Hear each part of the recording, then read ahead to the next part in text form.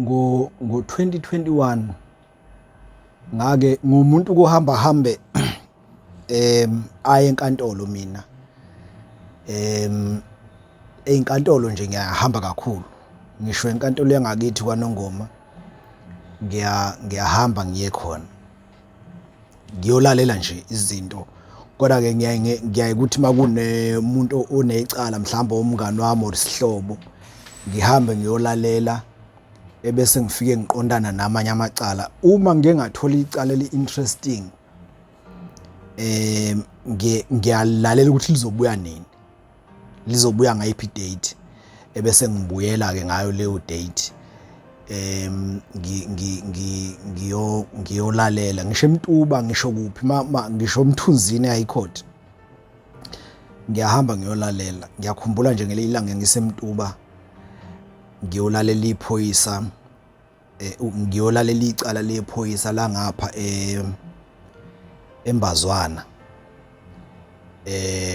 elalisebenza eThekwini lagwetshwa lelo phoyisa lakwa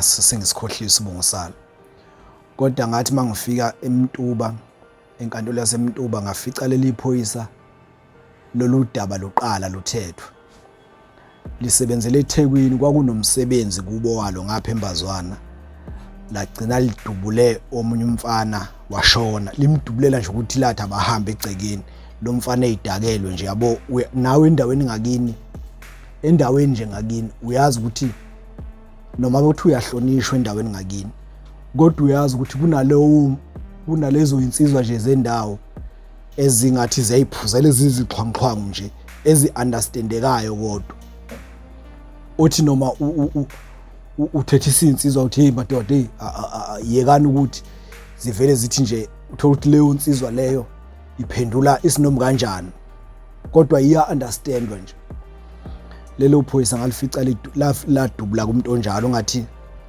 ngathi wathi mabe ebakhiphe ekhala ezinsizwa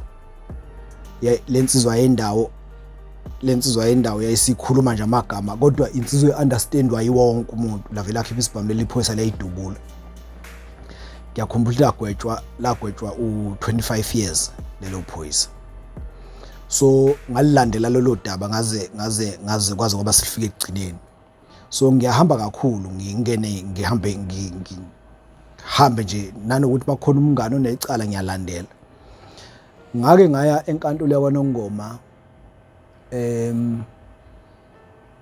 ngo 2021 kuzoba nokhetho lama local government elections ngafike ngadibana nodaba lwe councilor lalapha yakwa Ward 17 ukhansela uDumisani Qwabe owayeyikhansela leNFP ngalilandela lelo daba ngabuya nje malithiwa lizobuya ngedate ukuthi ngibuye ngizolalela makuthiwa lizobuya ngedate ukuthi ngibuye ngizolalela kwaze kwaba liyamuva ke liya eHigh Court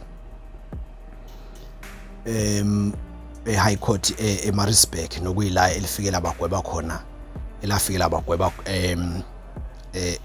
elifikela abagweba ade lisanda kubagweba nje kade lisanda kubagweba nje abenzi bokubi lapha yana indlela lilicala lenzeka ngayo lokubulawa kuka mfowethu lapha uDumisani Qwabe oyikhansela leNFP kwenzeka lento engihlale ngiyichaza nje emacaleni amaningi enzekayo la khona kudutshulwa abantu la khona izinkabi idubula abantu kwenzeka lento engihlale ngiyichaza ngoba this is very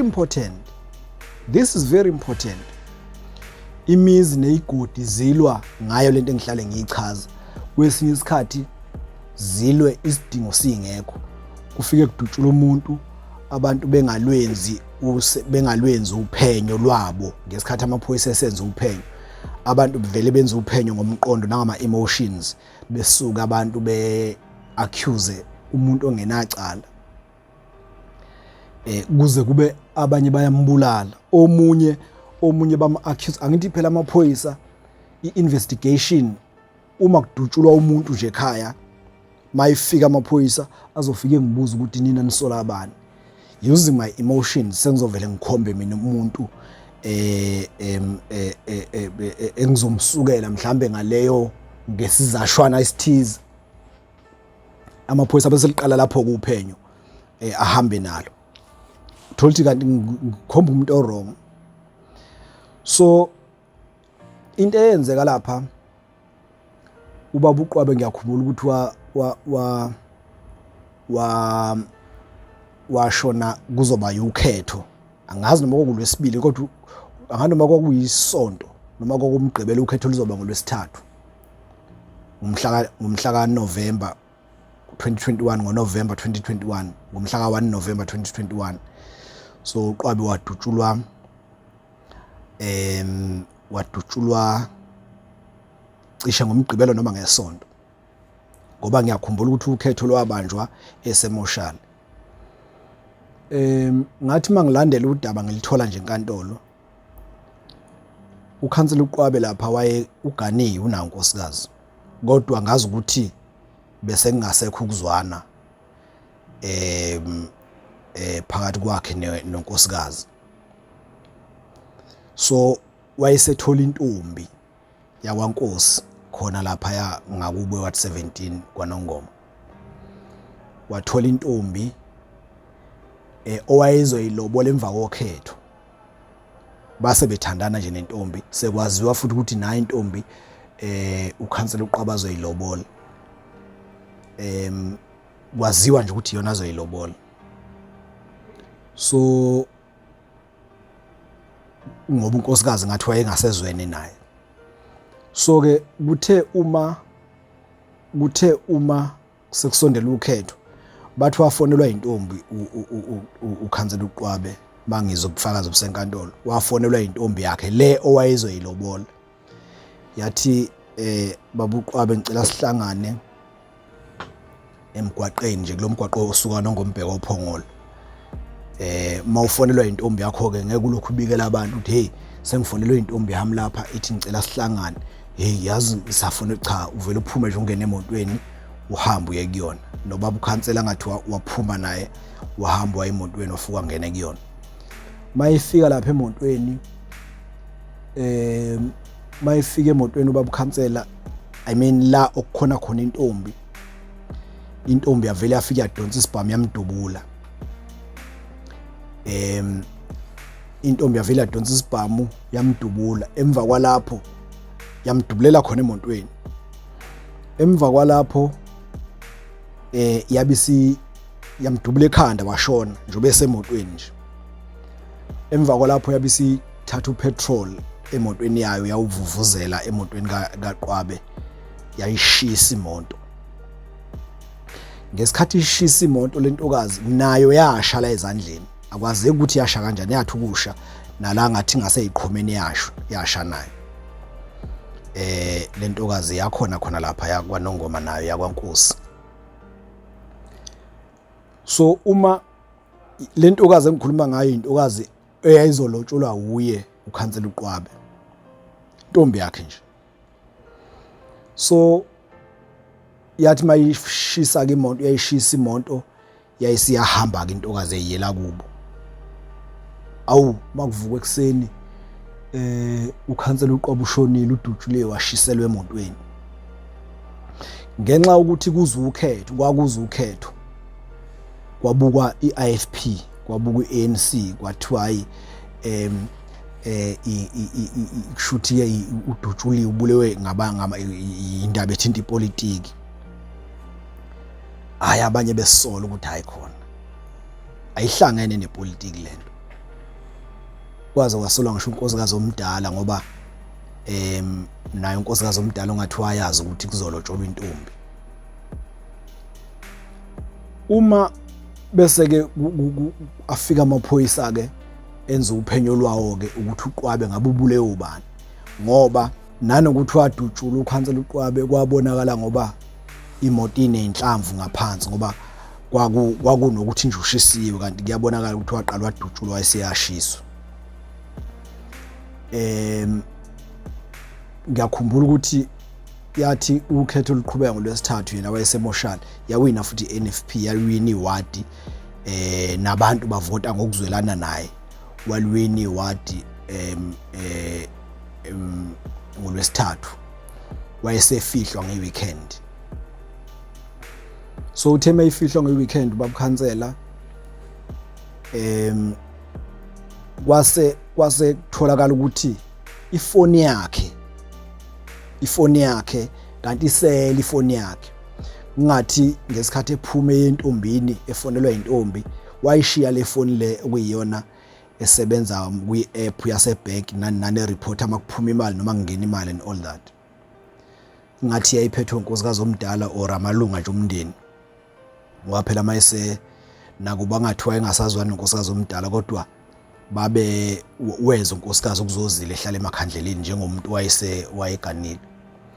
So kuthemva kokungcwatshwa nje kwakho babukhansela kwabonakala ifoni report ukuthi kunemali ephumayo kwaNongoma edolobheni ikhishwa kwi-ATM. Hawu kunemali nakho kunemali ephumayo eShoprite kwaNongoma. Ayi umndeni ubikela amaphoyisa umndeni ukuthi hayibo nansi imali kaQwabi yaphuma. Afika amaphoyisa enza uphenya amaphoyisa ahamba yofuna ifootage lapha kwaNongoma lapha ukuthi le mali biphuma kuyiphi ATM ngesikhathi esukuthi kufuneki kutholakala ifootage. Uma kutholakala ifootage ebese kutholakala enye insizwa yakwaMntambo eyayumngani wakhe ukhansela yiyo ekhipha le mali la kuma ATM uma kubuka isikhathi okukhishwe ngayo imali ne-footage kuyabonakala ukuthi nanga umuntu obekhipha le mali. So uma amaphoyisa esehamba uma esehamba amaphoyisa nalesi sithombe ukuthi ubani lo muntu sebeyasho ke emndeneni ukuthi hayi umngani ngakhansela insizwa kaMntambo le ayisethi amaphoyisa nanga umuntu obekhipha imali ayibamba lensizwa kaMntambo amaphoyisa ayakuyona amaphoyisa afika athi indoda bekwenzakalani la yathi indoda yathi lensizwa hayi mina bengithunywe usibanibani uthi ubethunywe intombi kakhansela. Hawu buthunywe intombi kakhansela ilithole kanjani ikhadi likakhansela intombi le uyaqala lapha amaphoyisa ahamba ilanda intombi ayibopha. Uma sekuvela ebufakazini lo Mntambo lo okuyena otholakala ekhipha imali othi ubethunywe intombi kababukhansela mayese echaza uthi intombi yake yafika kuye intombi kakhansela yafika kuyena yathi mfowethu ngicela ungizamela izinkabi ngifuna izinkabi ezobulala isoka lami ukhansela. Kushuthi kufika intombi ikhuluma nomngani wendoda ngoba uMntambo nokhansela kuthiwa babe ngabangani. Akunqabe lokho uMntambo kodwa futhi engamtsheni ukhansela ukuthi yazi intombi yakho ingifuna izinkabi ezokubulala. Akunqabe ukufuna izinkabi kodwa futhi angayitsheni intombi. 1 2 3 emva kweinsukana intombi bathi ifike uMntambo isiphethe isibhamu ethi ngicela ungifundise ukuthi sidubula kanjani isibhamu. Ayifundise uMntambo intombi kanti intombi ifuna ukuzodubula umyeni wayo babukhansela. So yagcina ibanjwe kanjalo ke intombi nalo Mntambo base beyaboshwa ke beboshelwa lilicala. Intombi yathi mayifika enkantolo yangalikhuluma iqiniso ukuthi yayimbulalelani uMntambo yagcina ngathi umuntu ophazamisekile ekhanda kodwa yangalikhuluma nje iqiniso. Akazi likhuluma iqiniso kwaze kwabiyagwetshwa ade begwetshwa nje last month bagwetshwa uDilikajele intokazi leya kwaNkosi okuyiyona ntombi kakhansela. Ngikhuluma ngentombi bizolotsholwa ukhansela owayezoyilobola emva kokhetho luka-2021 kuma-local government elections. UMntambo yena inkantolo yamgweba u-15 years yamshanga uswazi oluncane, yachaza futhi ukuthi imshanga lolu swazi nje ngoba wayengekho endaweni yesigameko, ngoba intombi yayibulalela yona ukhansela. UMntambo wayengekho endaweni yesigameko, kodwa futhi uye uMntambo wasiza ekutheni le ntombi ikwazi ukudubula ukhansela, so yamshanga uswazi oluncane ka-15 years. Ngikhuluma nje badonsa kade besada kugwetshwa. So ke kuze kube manje akwazi ukuthi intombi isizathu isasibulele ngoba phela yayingabhaliwe nasemafeni. Yes, ubaba khansela besomabhizinisi kodwa yayingabhaliwe emafeni, asikho isizathu esibambekayo sokuthi ngempela yayimbulalela isizathu. Abanye ke baze bethi shuthi yintombi yayithengiwe khona la kuyipolitiki. Kodwa nje abaningi base besola ngisho unkosikazi omdala ukube nje kwakunabantu abasheshayo kwakuzona, ngoba mawusuku ushonele umuntu ekhaya bese kuqhamuka umuntu ethi mina ngisola usibanibani, inhliziyo ivile ithi thatha isibhamu hamba uye khona ufike umdubule lo sibanibani. Njobe esolwa nje kusho ukuthi kukhona ngempela akwaziyo njobe esolwa nje, kuye kuthiwa yinuka ingosini. So lento yokuthi makushona umuntu ekhaya sengathi singathi noma sikhala silinhliziyo ezibhlungu, kodwa imoya yokuphindisela singabi nayo ngoba siyophindisela kubantu abarong. Kuthi mase kuvela iqiniso bese sikhala singasena ku reverse isimo nesehlo esesenzekile ngenxa yokuthatha isinqumo sishesha singakwazi ukucontrol ama emotions. Yes, ukushonela umuntu nami nje sebake bangishonela ekhaya, amalungu omndeni ubaba akekho bashona, wesike bashona ngingaphakathi, but ngafunda ukucontrol ama emotions. Kwangisiza kakhulu lokho. So bengithi angilishare nalolu daba ngoba